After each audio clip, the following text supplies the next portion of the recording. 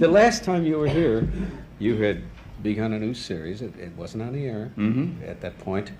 Things going all right? You still enjoying yourself doing The Odd Couple? Yes, I remember that was pretty recently when I was here with you, and we'd already made about 10 or 12 of them. I remember saying to you that they were throwing their arms around us and kissing us and saying, "Thank you for giving us the biggest hit we've ever had," and it wasn't on the air yet, and I was worried about it.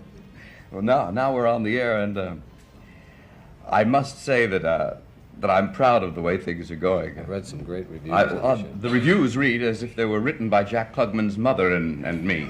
They're almost too good to be true. But it's based on the Neil Simon play, isn't it? Yeah. It's terribly funny. I am proud of it. He's fun to work with, too, I imagine, isn't he? He's a doll. I've never met a nicer man. You know, today we're so glad that you could be with us. As you know, so far this week we've had on the show Phyllis Diller and her husband Ward Donovan, and we had Tiny Tim and Miss Vicky, and we had Baltimore third baseman Brooks Robinson and his lovely wife Connie. So let's bring out your better half, Tony, shall we?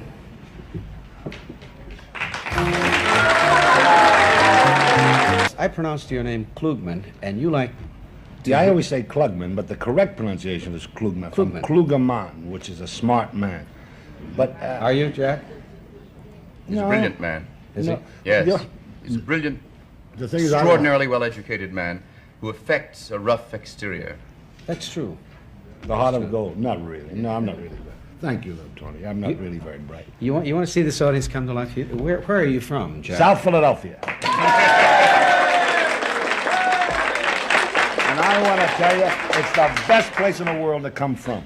I don't mean it that way. Really, I go around all the time. I laugh all the time. I have a barber that I go to, Tony, on 7th of Mars. Still go. I drive 150 miles to come and get a haircut from him. Why? Well, I love him, and he makes everybody Italian. I did a show with Celeste Holm, and he said, "Hey, I saw you in that show with Celeste Holm." I said, "Tony, she's not Italian, but everybody's Italian with him."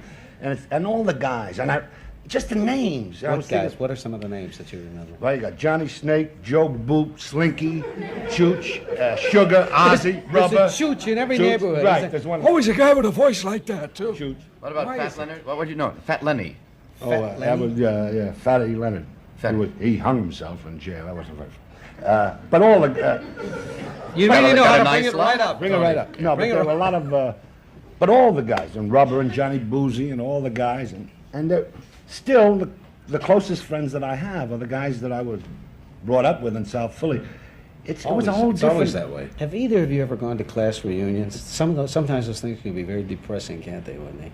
I won't do it. Why, Tony? I don't want to gloat. All those gorgeous girls who refused to date me in high school are now fat old bats. How do you know, Tony? You go back and check. I know what they look like. I know how old they all are. They're all older than I am. I was the youngest kid in my class. Why? Were you exceptionally bright? Yes. Have you two ever worked together before this series? Yeah, once. Where, in the play?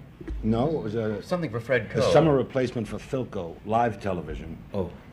Those were the days. And were they ever? We did a comedy. I played a gangster, and he played...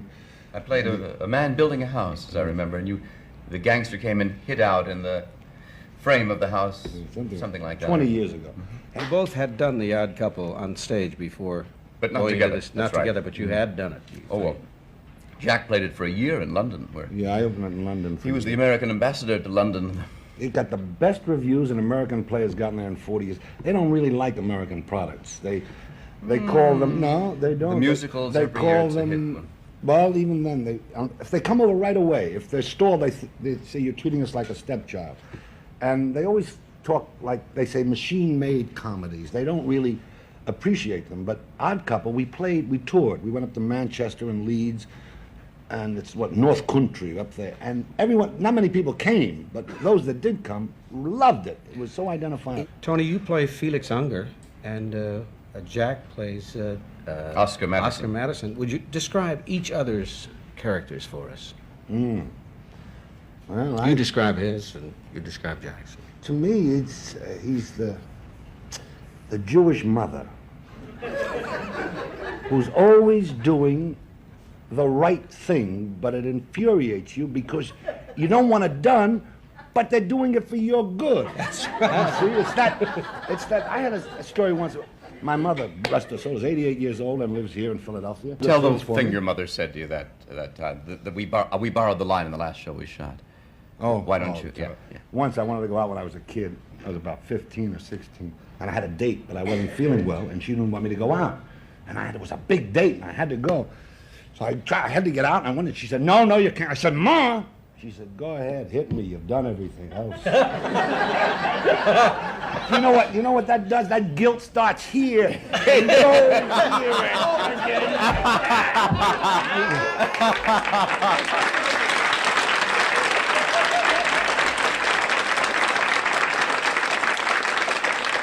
But I must say, in case she will say, that she's the most marvelous lady and went through 6 children she raised, all proud. I'm proud of every one of them. I'm the middle- baby. The baby? Are And you? well, she's 88.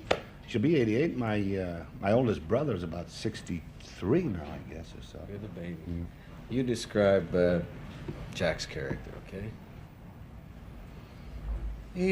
He's a very troubled, extraordinarily sensitive man who covers his anxieties and guilts and feelings of incompletion with a compulsive sloppiness and humor.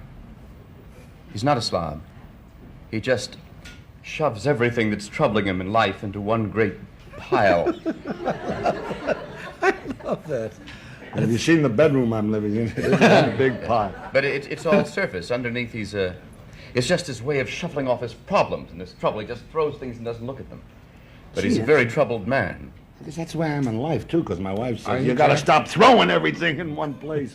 I am a slob, yeah. You don't look sloppy at all.